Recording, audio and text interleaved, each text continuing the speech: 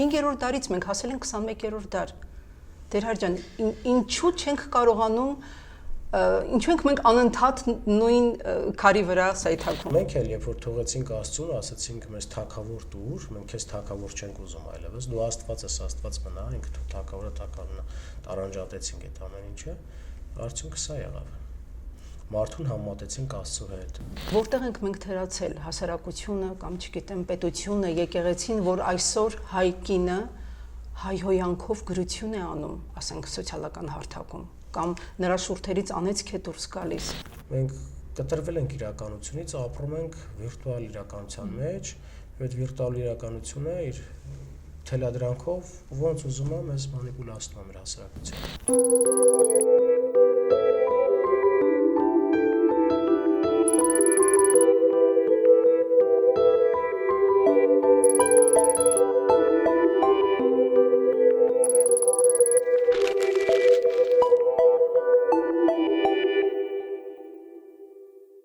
Բարև ձեզ։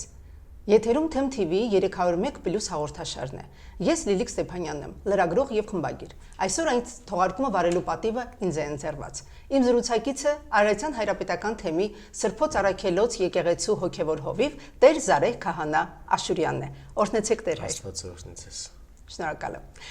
Այսօրվա մեր թեման բարոյական անկումն է։ Այն ինչ մենք այսօր տեսնում ենք մեր փողոցներում, մեր հանրային տիրույթներում, դժվար է կոչել խելամիտ եւ քաղաքակիրթ։ Մանուկից մինչև ծեր, կանայք եւ տղամարդիկ իրենց քաղաքական հայացքները, իրենց հուզող տնտեսական կամ այլ խնդիրները բարձրաձայնելիս չեն խորշում հայհոյանքից, չեն խորշում անեծքից, չեն խորշում միմյանց վրա կեղտաջրեր լցնելուց։ Ինչպես սա կոչել, եթե ոչ բարոյական անկում, Տեր հայր։ Որն է սրա արմատը։ Ինչու է այդպես։ Երբ որ բարոյականություն ենք ասում, նախ պետք է հստակեցվի մեզ համար, մեր հասարակության համար, ինչ է նշանակում բարոյականությունը եւ որտեղից է դրա հիմքը կամ արմատները, որտեղից են առնվում դրա սկզբունքները։ Հասարակական կյանքում առհասարակ պետք է հաշվի առնվի մարդկանց հոգեվոր ընկալումները նաեւ, իրենք ինչ հոգեվոր սկզբունքներ ունեն, ինչ հոգեվոր ընկալումներ ունեն, ըստ դրա կողմնորոշվել եւ հասկանալ, թե բարոյական հիմքերը որտեղից է գալիս։ Հաճախակ ենք խոսում, որ մենք քրիստոնյա ազգ ենք, որ մենք առաջի քրիստոնյա պետությունն ենք, որ քրիստոնեական առաջին եկեղեցին հաստատվեց Հայաստանում, Սուրբ Էջմիածնի մասին է խոսքը, եւ ամենաշատ նահատակներն ունենք անում քրիստոնեության ու քրիստոնեական արժեքների,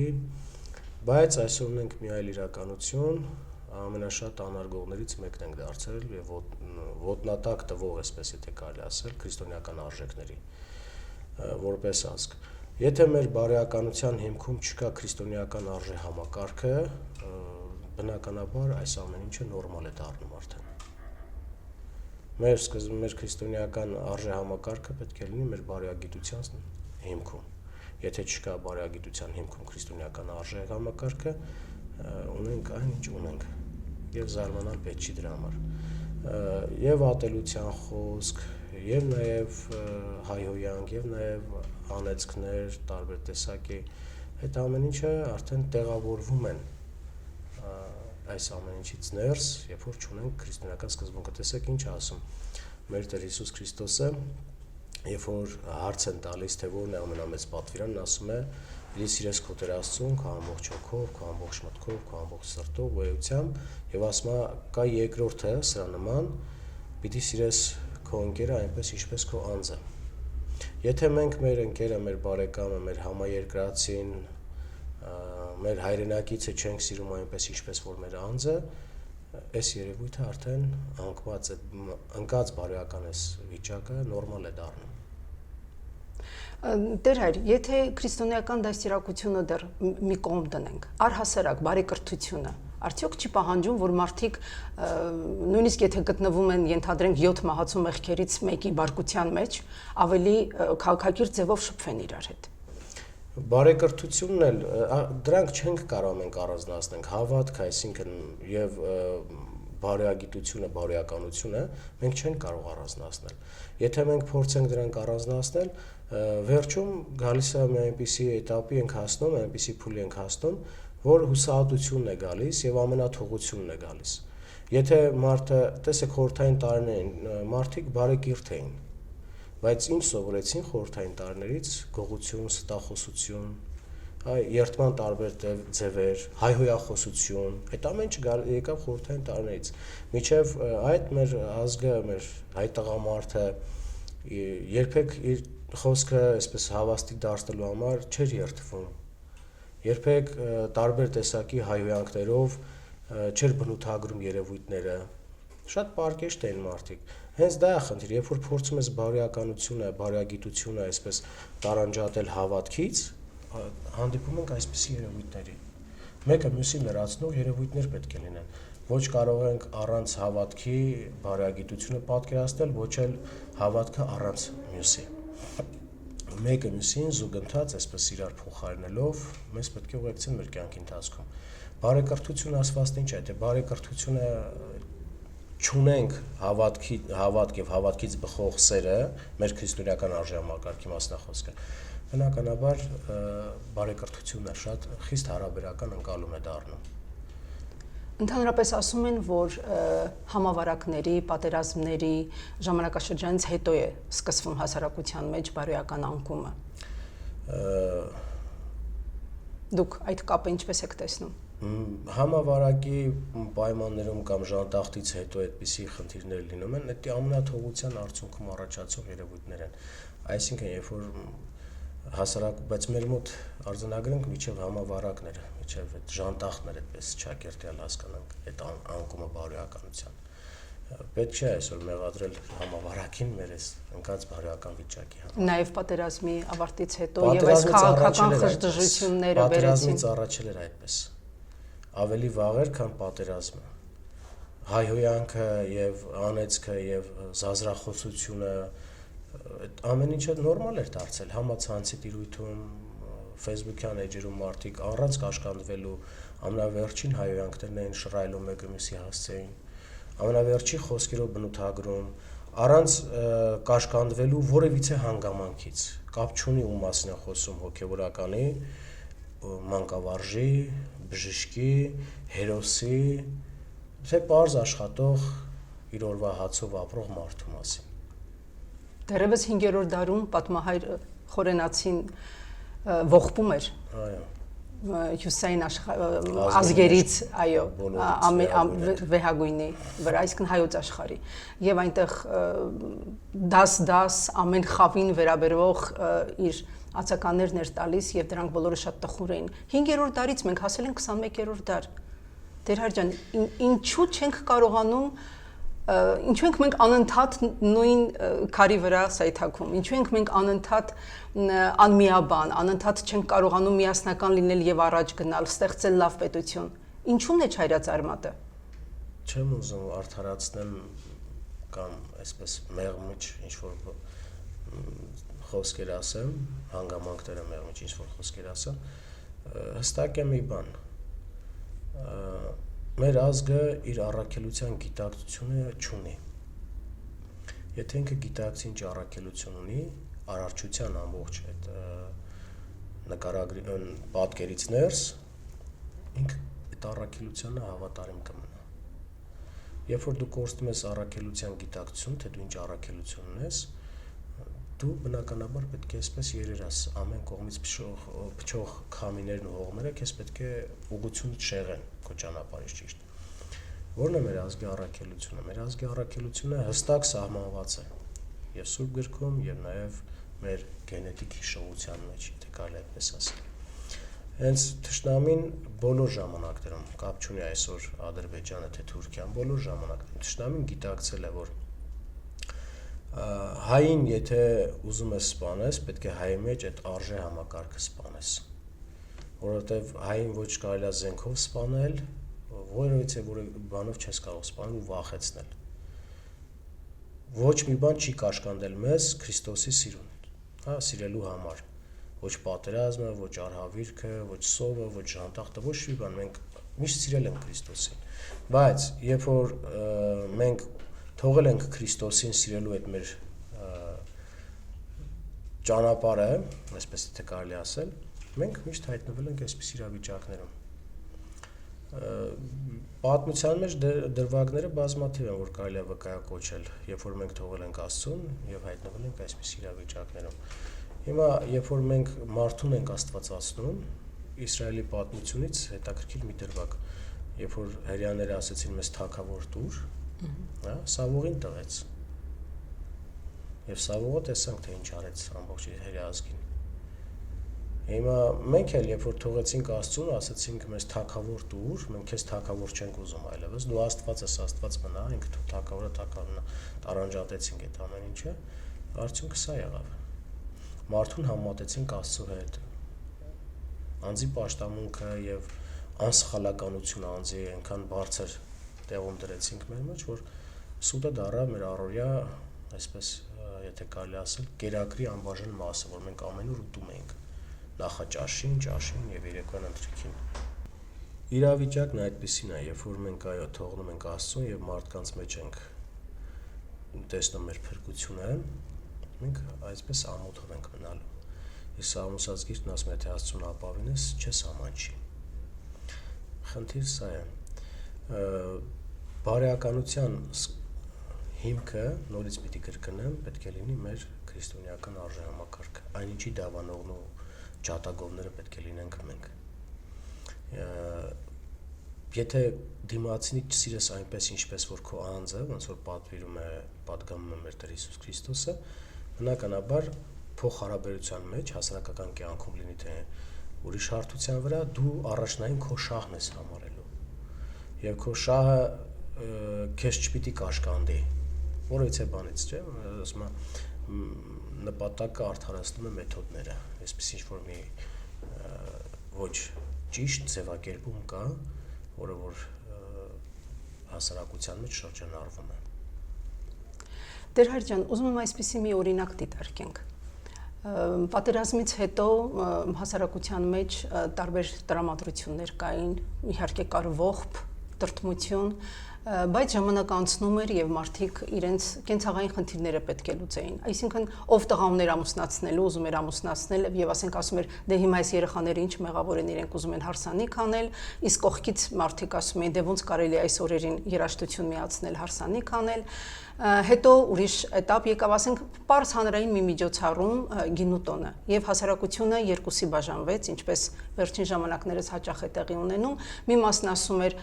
բա տղաները զոհվել են, որ մենք ապրենք։ Ինչու եք վատ նայում նրան, որ մարդիկ հավաքվել են, միասին գինի են խմում կամ երաժշտություն են լսում, իսկ մյուս մասն ասում էր, բայց դեռ անթաղ մեռելներ ունենք։ Ինչպես կարող եք դուք այս պարագայում զվարճանալ, երաժշտություն լսել եւ ուրախանալ։ Որտեղ է, ինչպես գտնել ներդաշնակությունը, որովհետև եթե լսում ես երկու կողմին էլ ամեն մեկն ունի իր փաստարկը եւ թվում է թե ճշմարտացի է։ Ես գյուղում եմ ծնվել, մեծացել եւ հիշում եմ երեխա ժամանակ, երբ որ գյուղում ննջեցյալ կար, հանգուցյալ դեռ 40 չլրացած, 40 օր չլրացած, երբ որ պիտի հարսանիք լիներ կամ ինչ որ մեկի տան ուրախ առիթ լիներ, անպայման գնում էին մի օր շուտ, ներողություն էին խնդրում, թույլտվություն էին առնում սքագիր ընտանիքից, հետո նոր իրենց ուրախություն անում, բայց չափավոր ուրախության մասն է խոսքը, չափը չէին անցնում։ Բնականաբար հարսանիք պատերազմի օրերին էլ պետք է լինի, երեխաներ պիտի ծնվեն, դրանք մեկը մյուսին չխանգարող երևույթներ են, բայց պետք է մարդիկ իրենց չափը չանցնեն,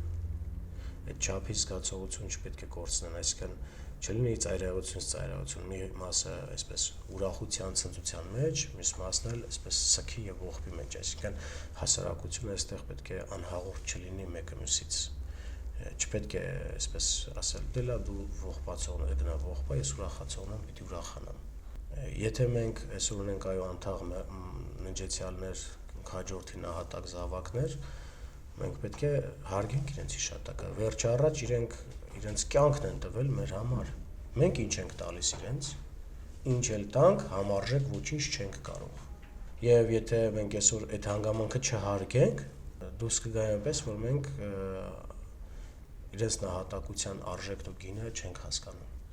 Եվ հարսանիքը կարող է լինել ավելի զուսպ, առանց ավելորդ շքեղությունների, հրավառությունների, որովհետև այդ հարսանիքի հրավառությունը տեսնում է նաև նահատակված զինվորի մայրը եւ ասում են որդին էլ պիտի ամուսնանար։ Եվ իր վերքի վրա ինչ-որ իմաստով աղենք։ Ինքը գիտակցում է, որ ուրախությունը պետք է լինի, տխրությունը, ուրախությունը, դրանք մեր կյանքի անբաժան ուղեկիցներն են։ Բայց այդ պահին պետք է մենք հաշվի առնենք, դեռ վերքը թաց է, արունահոսում է։ Ես դա եի ուզում ասել, ասենք ես էլ երբ փոքր էի հիշում եմ, որ ասենք տատիկս միշտ սաստում էր, եթե հարևանությամբ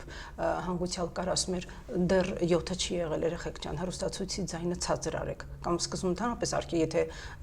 թաղման օր էր եւ այլն, մեզ արգելվում էր հեռուստացույց միացնել։ Գուցե այդ կանոնակարգումը պետք է ավելի հստակ լինի, որ ասենք, չգիտեմ,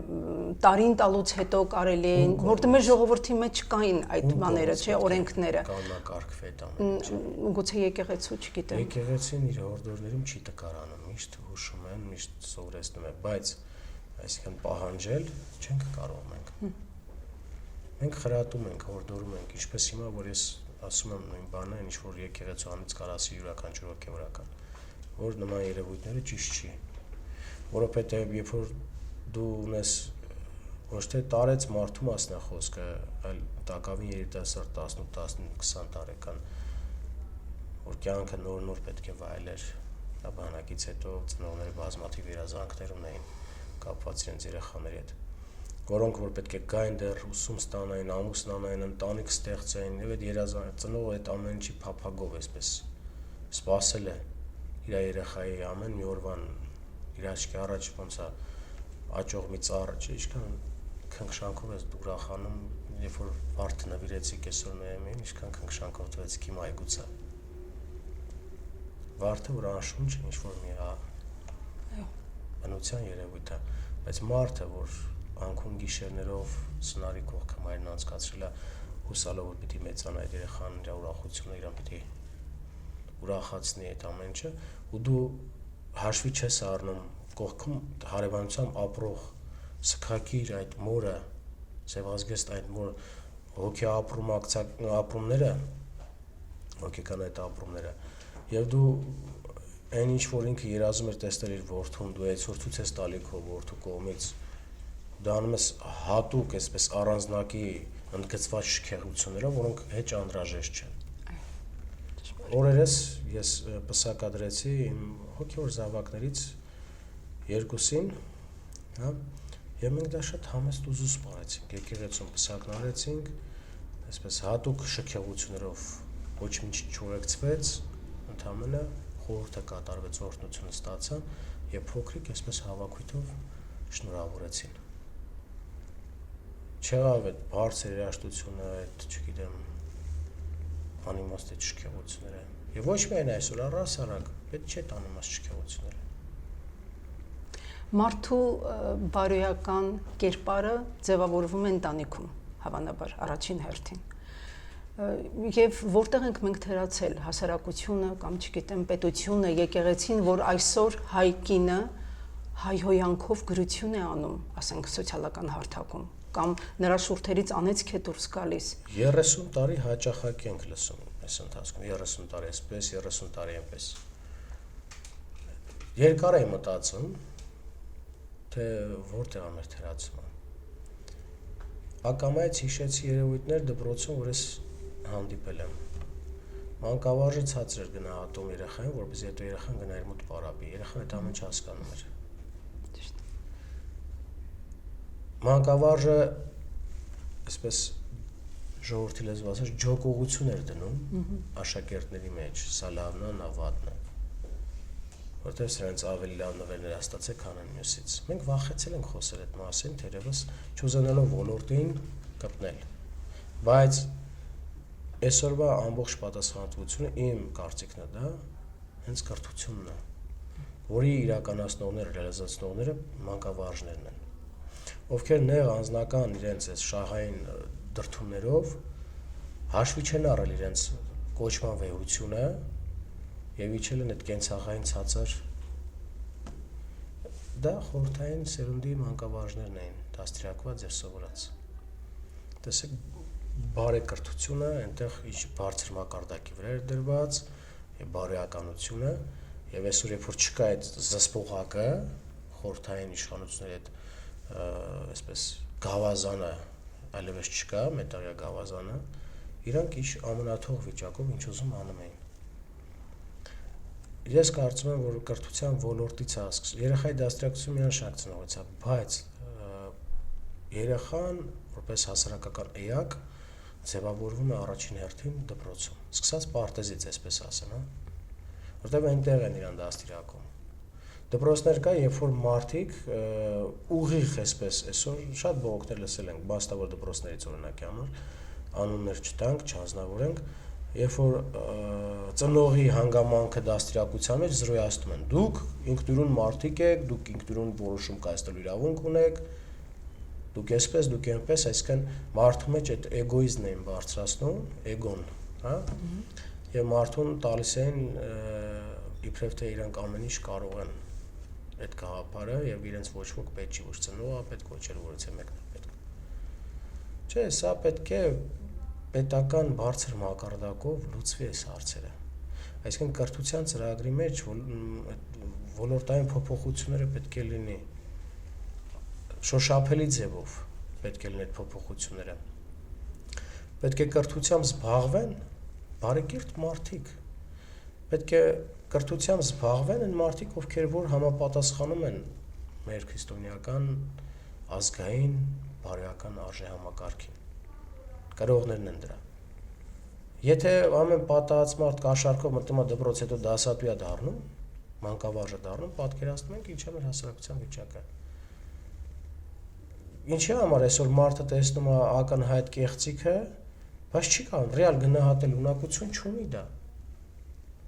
Նայում ենք համացանցում դեպքեր, ասում է հարց է տալ լրագրողը մարդուն, տարեց մարդու է։ Ինչ որ թեմայի շուրջ, ասում է հենց նոր եմ այնտեղից գալի։ Ասում է դուք այնտեղ եք, ասում է հա, ասում է ինտերնետի դեմն է, ասում է։ Սրանք լացելու բաներ են իրոք ժողովուրդ։ Մենք կտրվել ենք իրականությունից, ապրում ենք վիրտուալ իրականության մեջ, եւ այդ վիրտուալ իրականությունը իր թելադրանքով ոնց ուզում է մեզ մանիպուլացնում է մեր հասարակությանը։ Տեր ջան, թունելի վերջում լույս տեսնում եք։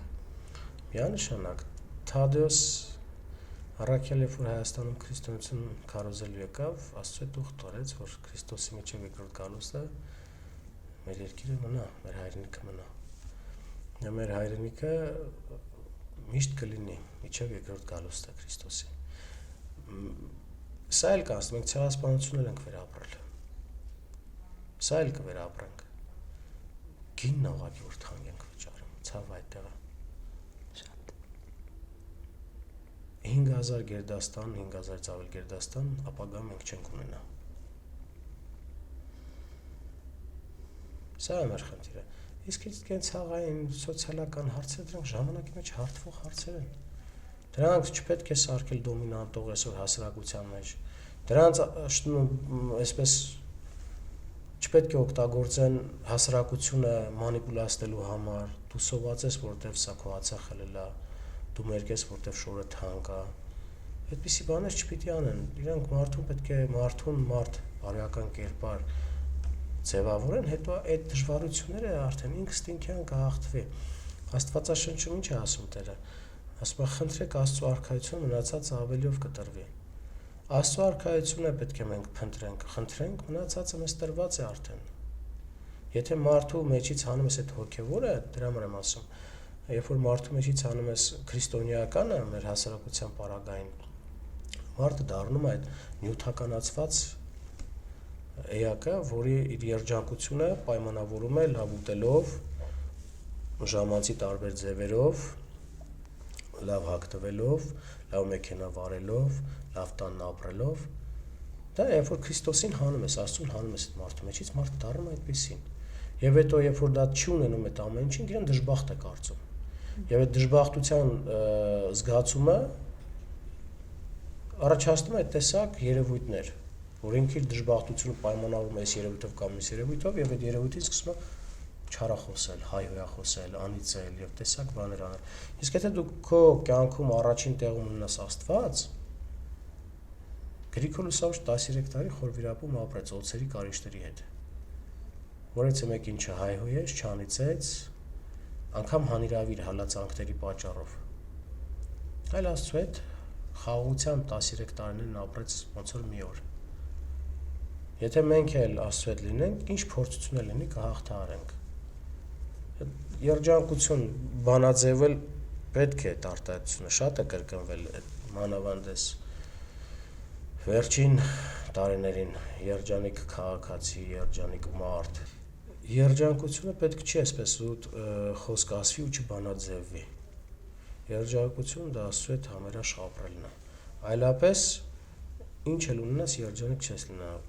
Այս պահին ունես պարտքեր, ասես փակեմ պարտքերս երջանիկ կապրեմ, փակում ես, ասես լավ ձեռք բերեմ սա, երջանիկ կապրեմ, ձեռք բերեմ նա երջանիկ եւ արդյունքը տենում ենք զարմանում ենք ասենք մարդիկ ագահ են այդքան հարստության մեջ դեռ ուզում են հարստանալ, որտեղ իրանք չունեն ամենամեծ գանձը Աստված իրենց կյանքում։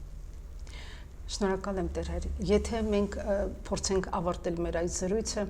եւ փորձենք ձևակերպել բարոյական այս ճգնաժամը հաղթահարելու ինչ ուղիներ կնշեք։ Հիմնականը ասացիք դառնալ դեպի Աստված եւ ապրել Աստծո պատվիրանների համեմատ համաձայն։ Եթե մենք որպես հոգեվորականներ խոսենք այդ մասին անդադ, մարդիկ պետք է մեր